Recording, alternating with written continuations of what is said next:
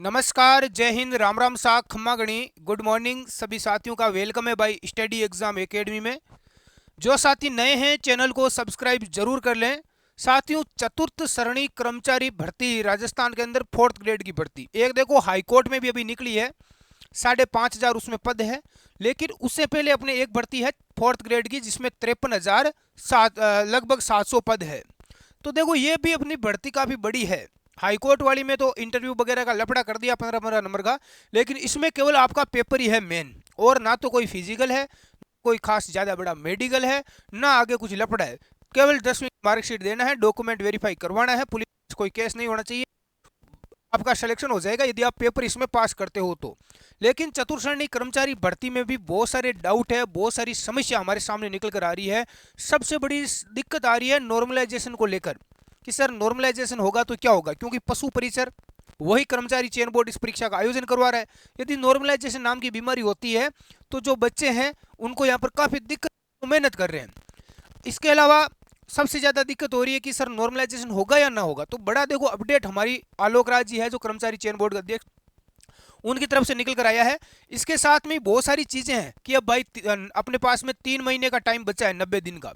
तो इसमें तैयारी कैसे करें, करंट जी के कहाँ से आ रहा है, क्या नहीं आ रहा है, कट ऑफ की भी हम बात करेंगे, कितना नंबर हम सेफ रहेंगे। तो सारी चीजें हम इस क्लास के माध्यम से कवर करेंगे। सभी साथी चैनल को सब्सक्राइब कर लें, अपना टेलीग्राम ग्रुप आप जरूर ज्वाइन करें, study exam academy YouTube channel के नाम से है, लिंक नीचे डिस्क्रिप्शन बॉक्स में मिल जाएगा। व्हाट्सएप ग्रुप है, टेलीग्राम ग्रुप है, उसमें मैं डेली करंट जीके के प्रश्न डाल रहा हूं, उनको आप अभी से ही कवर करने लग जाओ। 3 महीने का टाइम, 90 दिन का टाइम है आपके पास में। इसमें आप जो आपकी कमजोरी है उसको दूर कर सकते हैं, और जो तैयारी बाकी रही है वो भी आप कर सकते हैं। पूरी देखो हम जानकारी लेते हैं। इसमें देखो पद, समय 3 महीने 90 दिन बचे हैं। अब देखो इससे पहले जो जो एग्जाम हुए हैं वो हमने सारे पेपर भी सोल्व किए हैं, क्योंकि अपने चैनल पर शाम को डेली 8 बजे क्लास चलती है इसी यूट्यूब चैनल पर।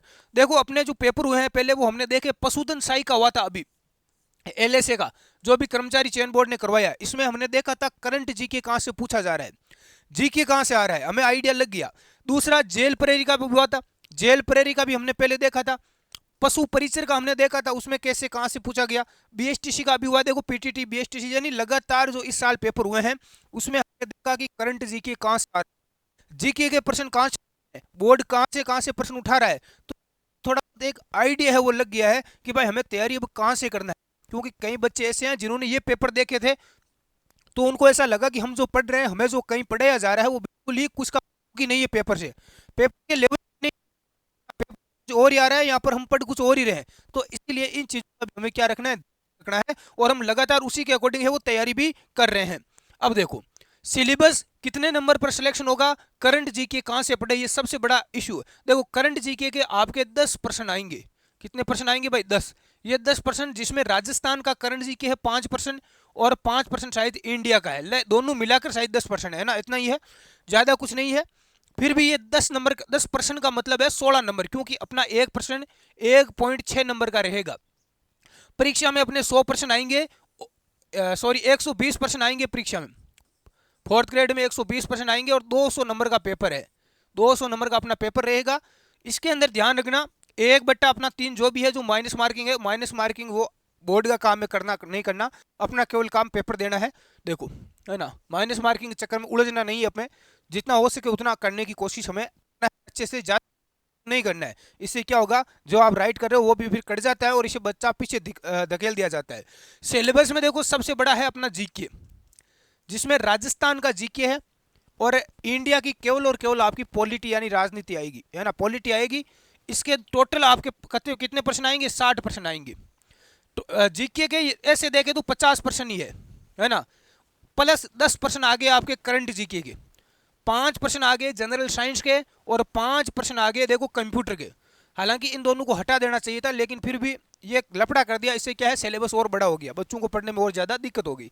तो यहाँ पर भी देखो ये 10%, इसको यदि आप छोड़ोगे तो भी आपको काफी नुकसान होगा, क्योंकि 10% का मतलब है 16 नंबर, लगभग आपके 16 नंबर। तो ये भी एक तरह से देखे तो आपका नुकसान ही है ना, 16 नंबर का नुकसान बहुत ज्यादा होता है, इनको आप छोड़ते हो दोनों को तो भी, है ना। 50, 60 और 10, 70, ये आपका हो गया 70 नंबर का।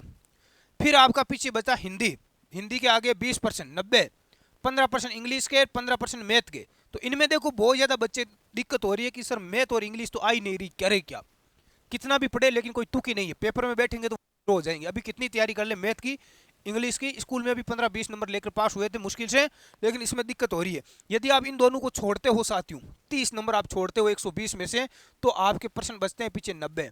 अब आप तो केवल 90 पर ही अटके हो, है ना। तो फिर हम कितना नंबर लेकर आए, कितना स्कोर करें कि हमारा सिलेक्शन हो जाए, उसके ऊपर आगे देखो हम बात करेंगे। उससे पहले एग्जाम डेट में बदलाव होगा क्या, तो बिल्कुल भी नो, नहीं होगा एग्जाम डेट। एग्जाम का पेपर बनाने की भी तैयारी और बोर्ड जुड़ चुका है, एग्जाम सेंटर देने में भी। एग्जाम आपका 19, 20 और 21 सितंबर को ही होगा, ये आपका फिक्स हो चुका है, ये आपका फिक्स हो चुका है। 19, 20 और 21 सितंबर 3 दिन, यानी प्रत्येक दिन 2 शिफ्ट में आपका पेपर होगा, यानी 6 पारियों में क्या होगा, आपका ये पेपर है वो आयोजन करवाया जाएगा। और बच्चे खूब है, 24,75,000 बच्चे हैं। 24 लाख ही पकड़ लो, 75,000 तो ऐसे मिल जाएंगे जो परीक्षा ही नहीं देंगे।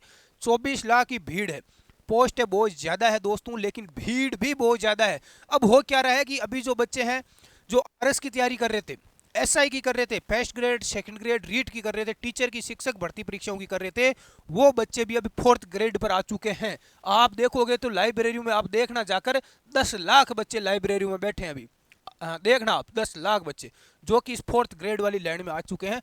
उनकी तैयारियां तो है पिछले सालों से, जो जूझ रहे हैं 5-5, 10-10 साल से, जिसकी उम्र 30-30 साल पहुंच चुकी है, 18 साल से 30 साल तक पहुंच चुके हैं, वो अभी जूझ रहे हैं। तो वो उनका अंतिम अब लक्ष्य 4th ग्रेड ही बनकर रह गया है। तो निश्चित तौर से आपको स्कोर तो अच्छा करना ही होगा और कम समय का पूरा फायदा आपको उठाना होगा। पीछे कितना ही कोई कितनी ही यदि तैयारी किया हुआ है, चाहे 5 साल से किया हुआ है, 10 साल से, उससे कोई महत्व नहीं है। अब ये जो 3 महीने जो बच्चा मेहनत करेगा, जो सही ढंग से पढ़ेगा, जो परीक्षा में आज पूछा जाता है वही चीजें जो बच्चा पढ़ेगा, उसी का निश्चित तौर से सिलेक्शन होगा। ऐसा मत सोचना कि वो बंदा 5 साल से तैयारी कर रहा है, वो 10 साल से कर रहा है, उसका सिलेक्शन होगा और हमारा नहीं होगा, हम तो अभी से कर रहे हैं, तो ये आपकी है। तो ऐसा आप कभी भी मत सोचना। अब जो बंदा जो पढ़ेगा 3 महीने, उसी का ही बोल रहा हूँ सिलेक्शन होगा।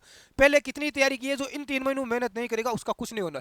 नॉर्मलाइजेशन को लेकर एक बड़ी अपडेट आई है, कर्मचारी चयन बोर्ड के आलोक राज ने कहा कि भाई नॉर्मलाइजेशन का हम नया फंडा अपनाने की कोशिश करेंगे, जो कि अन्य भर्तियों में अपनाया जाता है ना, दूसरे राज्यों के अंदर, ताकि नॉर्मलाइजेशन में बच्चों को नुकसान ना हो। क्योंकि वो उन्होंने खुद ने ये माना है कि पशु परिचर में बहुत ही बड़ा स्कैम यानी बच्चों के साथ धोखा हुआ है।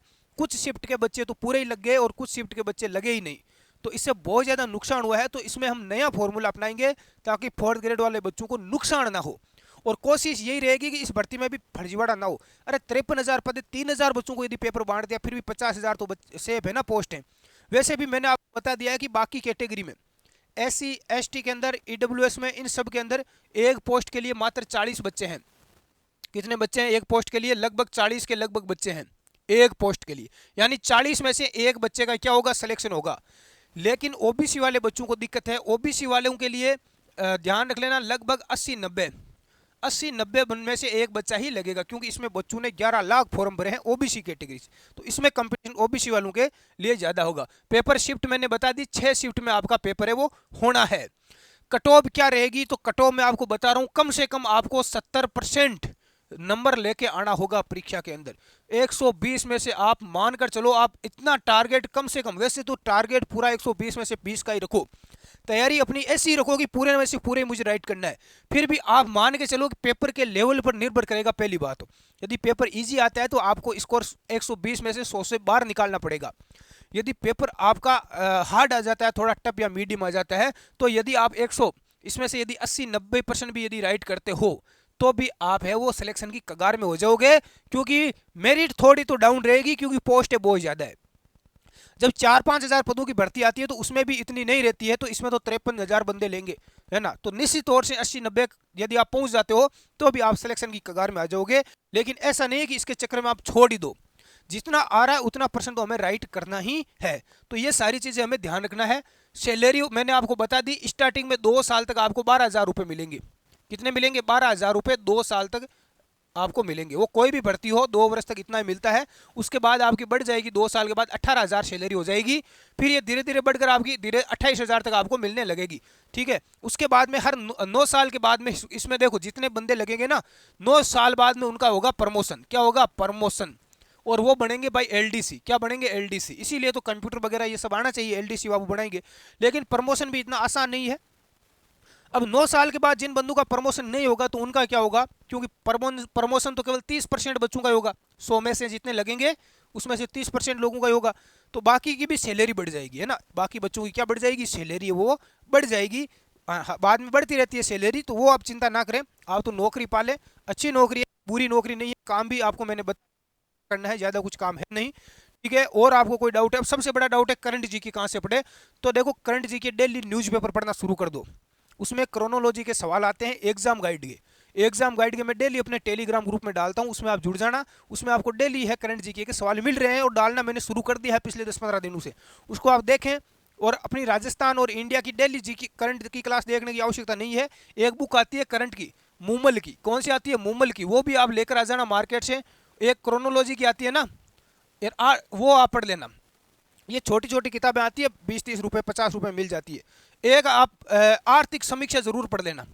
अभी देखो एलएसए परीक्षा हुई थी ना, पशुधन सहायक, उसके अंदर आर्थिक समीक्षा ने हालत खराब कर दी थी, इसके बहुत प्रश्न आए थे, है ना, आर्थिक समीक्षा, तो ये आप जरूर पढ़ना, आर्थिक समीक्षा आप जरूर पढ़ लेना। इसको नहीं पढ़ा तो साथियों बहुत पिछड़ जाओगे, क्योंकि इससे रिलेटेड प्रश्न निकाल रहे हैं। जितनी भी प्रधानमंत्री की राजस्थान में यात्रा हुई है, बीकानेर बीकानेर में भजनलाल झांझा जा रहे हैं, जो योजनाएं हैं, सबसे ज्यादा राजस्थान की जो योजनाएं हैं उनके पर आप ध्यान देना। राजस्थान सरकार की जितनी भी योजना है, सारी योजनाएं आप रट्टा मार लेना, कुछ भी कर लेना, उसको छोड़ना मत। इसको आप पढ़ लो, अभी से शुरू कर दो, याद हो जाएगी। एक दिन में याद नहीं होगी, आप एक दिन पढ़ के छोड़ देते हो, निराश हो जाते हो। एक चीज को आप डेली पढ़ो, 5-10 दिन तक पढ़ो, आपको याद हो जाएगा। कितनी भी याद है तो भी याद आप कर लोगे, मुझे पूरी उम्मीद है। इसके अलावा खेल, खेल जगत, खेल कूद, इसकी जितनी भी टूर्नामेंट हो रही है, प्रतियोगिताएं हो रही है, किसको कौन से अवार्ड मिल रहे हैं, वो सारे आप पढ़ लेना। इसके अलावा पद्मश्री पुरस्कार किस किस को मिला है, ये देखो अभी पिछली हर परीक्षा में पूछा जाएगा, और इसको भी आप याद कर लेना। इसमें पूरी चीजें याद करना, पूरी चीज याद करना कि उस बंदे का जिसको पद्मश्री मिला है उसका संबंध किस जिले से है, किस क्षेत्र से मिला है, किस क्षेत्र में उनको मिला है, यानी ए टू जेड उसकी जितने भी खेल कोटे से जितने भी खिलाड़ी है अपने बड़े, जिनके बारे में प्रश्न पूछा जाए, अवनी लेखरा हो गया, उनका संबंध किस खेल से है ये भी पूछा जाएगा। इसके अलावा उनका संबंध किस जिले से है वो भी पूछा, उनको कौन सा मेडल मिला है, गोल्ड मिला है, सिल्वर मिला है, कौन सा मिला है, ये भी चीज़ें आप ध्यान रखना, ठीक है। तो इसके रिलेटेड जितनी आप सारी चीज़ें आप पढ़ते जाना, तो इससे आपको एक आइडिया तो पहले से लग ही गया है कि पेपर में क्या आने वाला है और किस प्रकार की चीज़ें वो पूछी जाएगी। बाकी डेली अपनी क्लास चल रही है, करंट जी की आपको वैसे कवर करवा दूंगा, धीरे धीरे क्लास लेके आ रहा हूँ, तो उसमें भी आपको बिल्कुल निःशुल्क है, सीखने को मिलता रहे, कुछ ना कुछ मिलता रहेगा। और आपको कोई डाउट है तो आप कमेंट करें। कंप्यूटर का आपको डाउट है तो कंप्यूटर की मैं क्लास स्टार्ट कर दूंगा, ठीक है, ताकि ऑब्जेक्टिव प्रश्नों की 400, 500, 1000 प्रश्न हम कर लेंगे, ताकि आपका उसमें ये 7-8 नंबर है वो कंप्लीट हो जाए। धन्यवाद।